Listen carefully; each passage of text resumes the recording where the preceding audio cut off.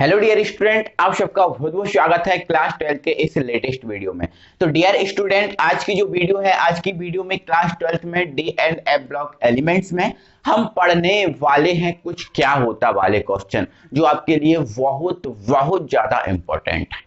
क्या होता वाले क्वेश्चंस में दोस्तों, जो हमारे क्वेश्चंस होंगे, जिसमें से हमारा पहला क्वेश्चन यही होगा, संक्रमण तत्व। जो संक्रमण तत्व होते हैं मींस डी ब्लॉक एलिमेंट होते हैं, ये आपके रंगीन आयन या यौगिक बनाते हैं। क्यों बनाते हैं? संक्रमण तत्व रंगीन आयन या यौगिक बनाते हैं, क्यों बनाते हैं, ये हमारा क्वेश्चन रहेगा। इसके बाद हमारा जो नेक्स्ट क्वेश्चन रहेगा, जो संक्रमण तत्व है वो उत्प्रेरक का कार्य करते हैं या उत्प्रेरकीय गुण प्रदर्शित करते हैं, क्यों करते हैं, ये रहेगा। जिसमें हमारा अगला क्वेश्चन रहेगा, संक्रमण तत्व मिश्र धातु बनाते हैं। जो संक्रमण तत्व होते हैं ये मिश्र धातु बनाते हैं, ये क्यों बनाते हैं, इस टाइप का हमारा क्वेश्चन रहेंगे। क्या होता है हमें, ठीक है। जिसमें हमारा सबसे पहला जो क्वेश्चन है वो आप अपनी कॉपी में, संक्रमण तत्व रंगीन आयन या यौगिक बनाते हैं क्यों, ये हमारा आज का पहला क्वेश्चन है।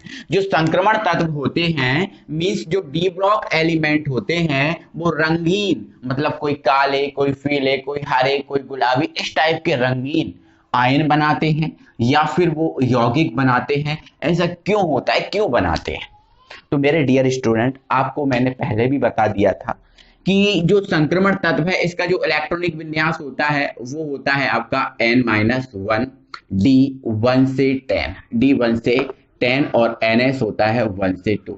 मतलब ये संक्रमण तत्वों का सामान्य इलेक्ट्रॉनिक विन्यास है। इसका जो n-1 होता है इसमें 1 से लेकर 10 इलेक्ट्रॉन भरा सकते हैं। कभी 1 इलेक्ट्रॉन हो सकता है, कभी 2 इलेक्ट्रॉन हो सकते हैं, कभी 3 हो सकते हैं, कभी 4 होंगे, ठीक है। और आपको पता है जो डी कोष होता है वो उसमें 5 कक्षक होते हैं। कितने कक्षक होते हैं? 5, है ना। अब यदि 1 होगा तो आपका एक अयुग्मित हो जाएगा, 2 इलेक्ट्रॉन होंगे तो 2 अयुग्मित, 3 होंगे तो इस टाइप के, 4 होंगे तो इस टाइप के, 5 होंगे तो इस टाइप के, 6 होंगे तो इस टाइप के।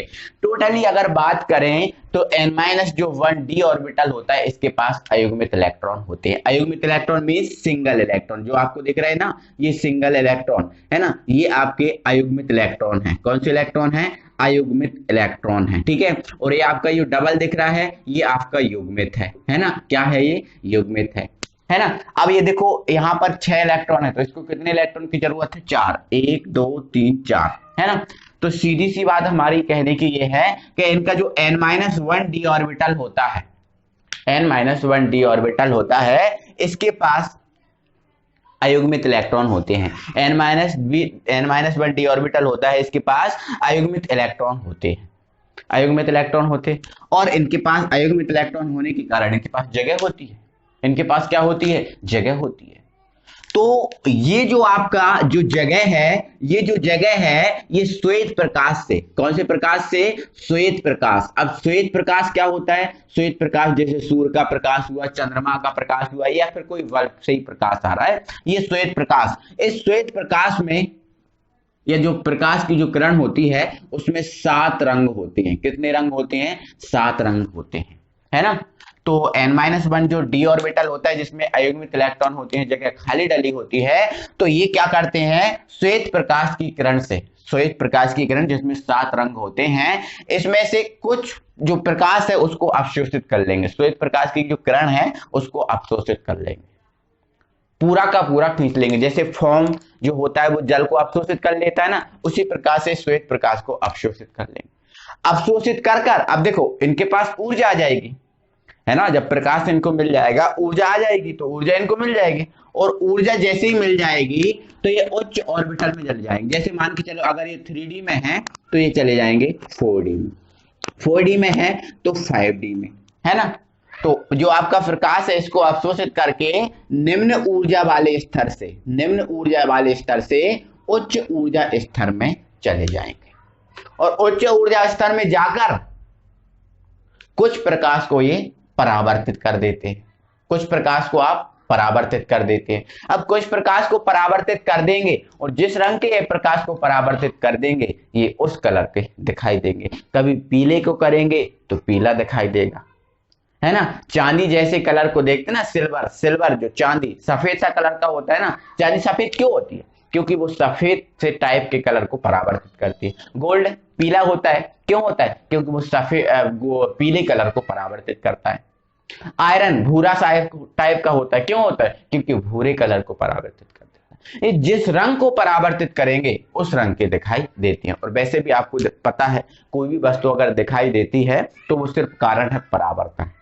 जैसे मैं आपको दिखाई दे रहा हूं, सिर्फ कारण है परावर्तन। अब ये बल्ब नहीं जल रहा होता तो प्रकाश मेरे पर आता नहीं, प्रकाश मेरे पर आता नहीं तो प्रकाश का परावर्तन नहीं होता तो मैं दिखाई नहीं देता, है ना। जहां पर प्रकाश का परावर्तन नहीं होता वहां पर अंधेरा होता है, समझ रहे ना। तो ध्यान रखना, कोई वस्तु दिखाई देती है प्रकाश के परावर्तन के कारण। तो एक बार फिर से आप सुन लो, संक्रमण तत्व रंगीन आयन या यौगिक बनाते हैं। इसका कारण यह है कि संक्रमण तत्वों के n-1d ऑर्बिटल में अयुग्मित इलेक्ट्रॉन होते हैं, जिससे यह श्वेत ऊर्जा वाले प्रकाश से एक निश्चित ऊर्जा वाले प्रकाश का अवशोषण कर लेते हैं। फॉर्म की जैसा फॉर्म जल को अवशोषित कर लेता है ना, उस टाइप से अवशोषण कर लेते हैं और निम्न ऊर्जा स्तर से उच्च ऊर्जा स्तर में चले जाते हैं, उच्च ऊर्जा स्तर में चले जाते हैं और शेष प्रकाश को वहां पर जाकर परावर्तित कर देते हैं, वापस कर देते हैं। इसलिए ये रंगीन आयन और यौगिक बनाते हैं। ये इसका आंसर है, ठीक है। चलो, आपकी कॉपी में लिखने के लिए जो आ रहा है इसका आप स्क्रीनशॉट लो और आप अपनी कॉपी में लिख लेना। ओके डियर स्टूडेंट, चलो बढ़ते हैं अगले क्वेश्चन पर। अगला क्वेश्चन मेरे डियर स्टूडेंट हमारा है, जो संक्रमण तत्व हैं वो उत्प्रेरक के गुण प्रदर्शित करते हैं। ये संक्रमण जो तत्व हैं वो उत्प्रेरक का कार्य करते हैं, उत्प्रेरकीय गुण प्रदर्शित करते हैं। क्यों? उत्प्रेरकीय गुण, उत्प्रेरक। अब सबसे पहले तो हमें पता होना चाहिए उत्प्रेरक क्या होता है। मेरे स्टूडेंट, मैंने 5th यूनिट में आपको उत्प्रेरक पढ़ाया था।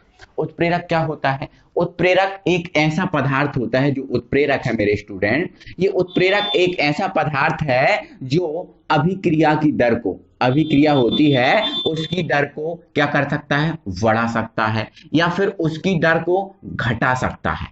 जो उत्प्रेरक होता है, कोई भी अभिक्रिया हो उसकी दर को बढ़ा देता है या फिर उसकी दर को घटा देता है।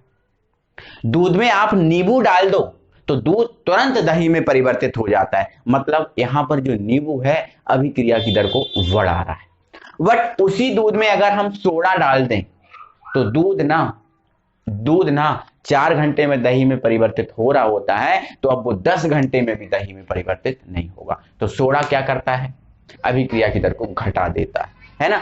तो मेरे भाई, जो आपका उत्प्रेरक है एक ऐसा ही पदार्थ है जो अभिक्रिया की दर को या तो बढ़ा सकता है और या तो घटा सकता है। वट खुद मतलब स्वयं अपरिवर्तित रहता है, अपरिवर्तित रहता है, मतलब खुद में कोई परिवर्तन नहीं होता। जो आपका है उत्प्रेरक वो सेम का सेम रह जाएगा। अब ये सेम का सेम कैसे रह जाता, उसको थोड़ा सा समझें। तो मेरे स्टूडेंट देखो, एक जो उत्प्रेरक है इसकी हम क्रिया विधि को समझाते हैं पहले। जैसे मान के चलो, यहाँ पर A और जो B है वो है एक अभिकारक, क्या है? अभिकारक। और यहाँ पर कोई बन रहा है प्रोडक्ट, क्या बन रहा है? कोई प्रोडक्ट। यहाँ पर मैंने जो आपका उत्प्रेरक है उसको मैंने लिया X, उसको मैंने क्या किया? X, ठीक है, क्या किया? X। तो देखो ये जो X है ना, ये उत्प्रेरक है, क्या है? उत्प्रेरक है। तो यहां पर जो A और B जो आपस में क्रिया नहीं कर रहे हैं, क्योंकि इनका मेल जोल नहीं हो रहा है, मेल जोल नहीं होता। क्या जरूरी है कि हर व्यक्ति से मेल जोल हो? जैसे मान के चलो, हमारी तुम्हारे से नहीं बनती, हमारी तुमसे नहीं बनती, तो हम तुमसे क्यों रोज रोज मिलेंगे? क्यों रोज तुमसे बातचीत करेंगे? हमें तुम्हारी से बनती, हम तुम जो है ना हमें पसंद ही नहीं हो तो हम नहीं मिलेंगे ना तुमसे। तो ऐसा ही हो सकता है, इसमें A और जो B है आपस में क्रिया नहीं करते, कोई बात नहीं, नहीं करते। तो जो उत्प्रेरक जो है, ये उत्प्रेरक भाई साहब है, सबसे पहले क्या करेगा? इसके पास जाएगा। किसके पास जाएगा? इसके पास। अब मान लो ये संक्रमण तत्व है, क्या है ये? संक्रमण, जो उत्प्रेरक है ये संक्रमण तत्व है, तो इसके पास जाएगा। अब इसकी जो संयोजकता है इसके साथ मैच नहीं खा रही, इसकी संयोजकता इसके साथ मैच नहीं खा रही। तो आपको तो ये भी पता है जो संक्रमण तत्व है परिवर्ती ऑक्सीकरण अवस्था प्रदर्शित करते हैं, पता है ना? हाँ, तो ये परिवर्ती ऑक्सीकरण अवस्था प्रदर्शित करता है। तो जैसे मान के चलो इसको चाहिए 1+, इसको क्या चाहिए, क्या 1+, और इसके पास क्या है 2+, है ना। तो मैच नहीं खा रही, तो ये अपनी जो संयोजकता है उसको परिवर्तित करेगा। जैसे इसको 1+ चाहिए तो अपने ऊपर 1+ ला सकता है, कोई दिक्कत नहीं, क्योंकि संक्रमण तत्व है ना, ऑक्सीकरण अवस्था परिवर्तित कर सकता है। तो ये इसके पास जाएगा और अपनी संयोजकता इसके अनुरूप करके इसके साथ क्या करेगा, क्रिया। तो A और X आपस में क्रिया कर लेंगे और क्या बन जाएगा, AX बन गया AX। अब ये जो AX है ये मध्यवर्ती यौगिक है, क्या है, मध्यवर्ती यौगिक। आगे जो AX है वो इससे जाएगा, इसके पास जाएगा, जो AX जो बना है वो किसके पास जाएगा, B के पास। तो ये B और AX आपस में क्रिया करेंगे। जो A और B आपस में मिल नहीं रहे थे, तो जो AX है, जो AX है, जो A है वो X के साथ जाएगा, किसके पास, B के साथ। तो X के साथ जाएगा B के पास, जो X है वो जबरदस्ती B को मिलाएगा A के साथ, जबरदस्ती B को मिलाएगा A के साथ, और ये जो दोनों हैं आपस में मिल जाएंगे, और दोनों आपस में मिल जाएंगे और बना लेंगे AB। ये आपका होगा प्रोडक्ट, और जो आपका X है वो हो जाएगा अलग, वो हो जाएगा अलग। तो मेरे भाई इस प्रकार से जो उत्प्रेरक होता है, देखो उत्प्रेरक ऐसा था, ज्यों का त्यों रह गया, तो इस टाइप से उत्प्रेरक आपका अलग रह जाता है, और ये अभिक्रिया की दर को बढ़ा देता है और ये घटा देता है। तो क्वेश्चन तो हमारा ये है कि जो संक्रमण तत्व है ये उत्प्रेरक का कार्य क्यों करते हैं। क्वेश्चन तो हमारा ये है, जो संक्रमण तत्व है ये उत्प्रेरक का कार्य क्यों करते हैं। तो मेरे स्टूडेंट आप समझ जाओगे, आप टेंशन मत लो। जो संक्रमण तत्व हैं ये उत्प्रेरक का कार्य इसलिए करते हैं क्योंकि पहला इसका तो यह कारण ये है कि ये जो है ना परिवर्ती संयोजकता प्रदर्शित करते हैं। कैसी परिवर्ती संयोजकता या परिवर्ती ऑक्सीकरण अवस्था प्रदर्शित करते हैं। परिवर्ती संयोजकता या परिवर्ती जो ऑक्सीकरण अवस्था प्रदर्शित करते हैं उसके कारण ये जो संक्रमण तत्व होते हैं ना मेरे स्टूडेंट, अभिकारक के अनुसार अपनी संयोजकता कर लेते हैं। जैसे मैंने अभी बताया था, जैसे किसी को 1+ चाहिए और इनके पास क्या है 2+, तो 1+ चाहिए तो अपनी संयोजकता ये 1+ कर सकते हैं, क्योंकि परिवर्ती है ना इनकी। तो 1+, 2+, 3+, जो चाहिए वो ले लो, आप जो चाहिए आप वो ले लो, बस हमारे साथ क्रिया करो, ऐसा इनका सिद्धांत रहता है ना। तो अपनी संयोजकता क्या करते हैं, अभिकारक के अनुरूप करके उसके साथ क्या बना लेते हैं, मध्यवर्ती यौगिक, और मध्यवर्ती यौगिक बना के तुरंत उसको उत्पाद में परिवर्तित कर देते हैं, और अभिक्रिया की दर बढ़ जाती है, और अभिक्रिया की दर बढ़ जाती है। दूसरा इसका कारण यह है कि आपको पता है कि जो संक्रमण तत्व हैं वो ठोस होते हैं, ये तो पता ही है, संक्रमण तत्व जितने भी होते हैं वो ठोस होते हैं। ठोस होते हैं तो ठोस होने के कारण क्या करते हैं, चूर्ण में परिवर्तित हो जाते हैं। किस में परिवर्तित हो जाते हैं, चूर्ण, क्योंकि ठोस से चूर्ण बनाया जा सकता है। जैसे जो गेहूं होता है ठोस होता है, उसको चूर्ण में मतलब आटा में परिवर्तित कर देते हैं ना, तो इसी प्रकार से ठोस हैं, इनको चूर्ण में परिवर्तित किया जा सकता है।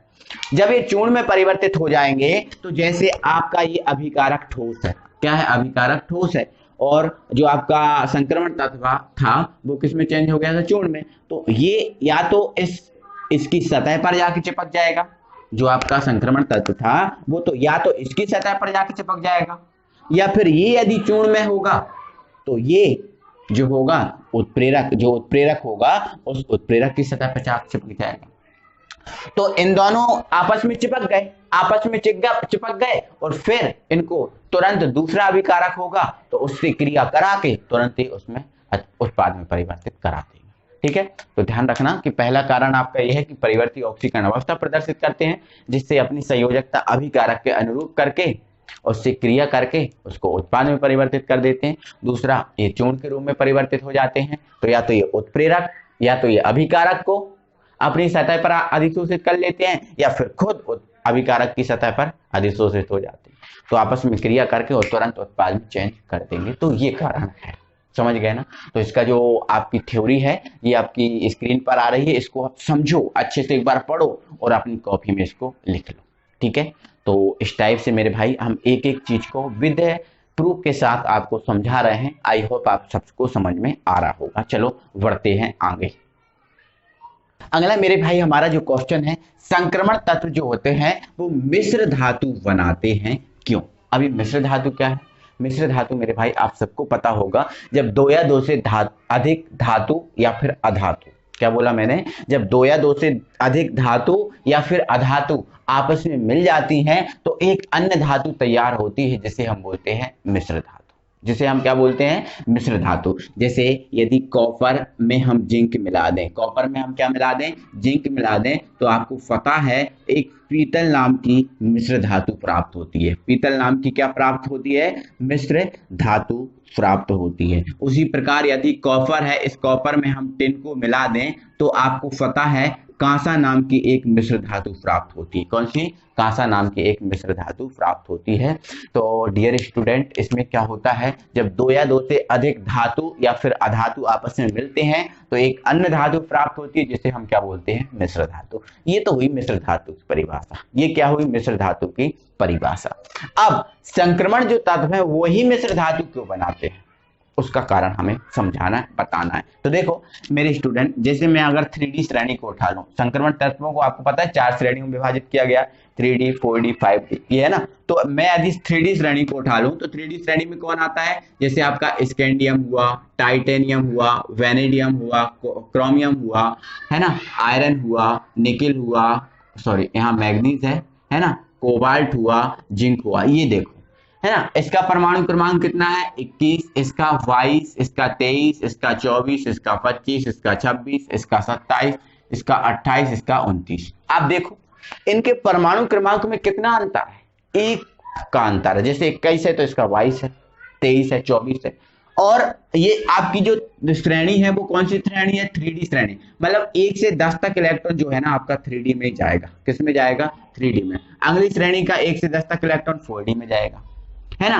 कहने का मतलब ओवरऑल मेरे भाई ये है, ज्यादा अंतर नहीं होने के कारण जो संक्रमण तत्व हैं इनके जो परमाणु हैं इनका आकार समान होता है। संक्रमण जो तत्व हैं, जितने भी संक्रमण तत्व हैं, सभी संक्रमण तत्वों के जो परमाणु आकार होता है लगभग समान होता है ना। लगभग क्या होता है? समान होता है। और आपको ये भी तो पता ही है, चोर चोर भाई होता है। चोर चोर कौन होता है? भाई होता है ना। एक चोर दूसरे चोर को अवश्य मिलेगा। एक कोई ड्रिंक करता है तो दूसरा ड्रिंक करने वाला उसको जरूर मिलेगा, अवश्य मिलेगा। तो मेरे भाई क्या होता है, जो इनके जो आकार होते हैं लगभग कैसे होते हैं? समान। आकार लगभग समान होने के कारण एक्चुअल में डियर स्टूडेंट होता क्या है? आकार लगभग समान होने के कारण जैसे ही इनको आपस में मिलाते हैं तो ये आपस में मिल जाते हैं बहुत अच्छे से, आपस में मिल जाते हैं बहुत अच्छे से, है ना। और आपस में मिलकर एक अन्य धातु का निर्माण करते हैं जिसे बोलते हैं मिश्र धातु। तो कारण बस यही है कि संक्रमण जो तत्व हैं इनका आकार लगभग समान होता है। लगभग समान होने के कारण ये पिघली हुई अवस्था में आपस में मिल जाते हैं, पिघली हुई अवस्था में आपस में मिल जाते हैं और एक अन्य धातु का निर्माण करते हैं जिसे हम बोलते हैं मिश्र धातु। जैसे आपका ये कॉपर है और ये जिंक है, इनके आकार देखो, ये यहाँ पर सॉरी यहाँ पर आपका देखो कॉपर होता है और यहाँ पर आता है जिंक। तो इसका 29 है और इसका कितना है? 29 है। और जिंक का कितना होता है? 30 होता है। 29 और 30 में कितना अंतर है? छोटे, बहुत कम ही अंतर है। तो इनके आकार आपस में समान, जैसे ही हम इनको पिघली हुई अवस्था में मिलाएंगे आपस में मिल जाएंगे और अन्य धातु का निर्माण होगा जिसे बोलेंगे मिश्र धातु। इसका जो आंसर है अपनी कॉपी में लिखने के लिए देखो स्क्रीन पर जो मैंने समझाया ना वही चीज स्क्रीन पर आ रही है। आप अपनी कॉपी में स्क्रीनशॉट लेकर इसको लिख लो, कंप्लीट कर लो। ओके स्टूडेंट, चलो बढ़ते हैं आगे। क्वेश्चन है मेरे स्टूडेंट, संक्रमण तत्वों में संकुल निर्माण की जो प्रवृत्ति है वो होती है क्यों? संकुल निर्माण, संकुल निर्माण, ये संकुल निर्माण होता क्या है? संकुल निर्माण क्या होता है? ये संकुल क्या होता है ये हमें पता होना चाहिए। तो दोस्तों मैं आपको पहले बता चुका हूं, जो पूर्णतः वियोजित हो जाए वो होता है यौगिक। जो यौगिक होता है उसे ही बोलते हैं संकुल। जो आपका यौगिक है, जो आपका क्या है? यौगिक है, यौगिक ही होता है संकुल। यौगिक ही क्या होता है? संकुल। बट यौगिक जो है वो पूर्णतः वियोजित हो जाता है, बट संकुल जो है वो पूर्णतः वियोजित नहीं होता है। एग्जांपल के तौर पे बताते हैं, जैसे NaCl मतलब नमक। इस नमक को यदि मैं जल में घोल दूं तो जो नमक है जल में पूरा घुल जाता है, मतलब ये आपका क्या है? यौगिक। लेकिन अगर मैं एक रेत के टुकड़े को मैं जल में घोलूं तो क्या घुलेगा? वो नहीं, जो पूर्णतः नहीं वियोजित होता, पूर्णतः नहीं घुलता, उसे हम बोलते हैं संकुल। तो रेत आपका क्या है? संकुल है ना। और दूसरी बात, जो आपका यौगिक होता है वो एक एक इलेक्ट्रॉन्स के दान करने या फिर ग्रहण करने, दान करने या फिर ग्रहण करने से बनता है। वट जो संकुल होता है वो आपका एकांकी इलेक्ट्रॉन युग्म है, एकांकी इलेक्ट्रॉन युग्म,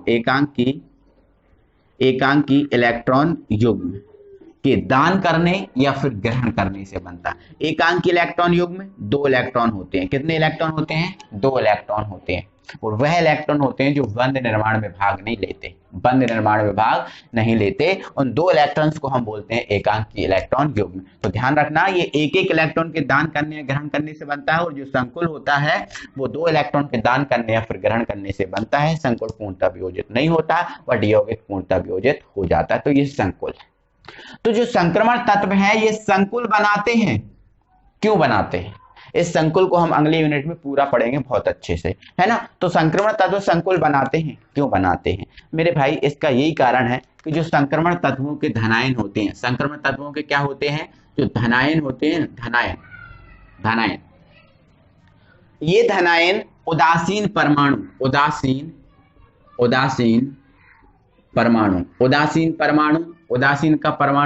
परमाणु जैसे आपका H2O हुआ, है ना, NH3 हुआ, इन पर कोई चार्ज नहीं होता, इन पर 0 आवेश होता है, इसलिए बोलते हैं उदासीन अणु।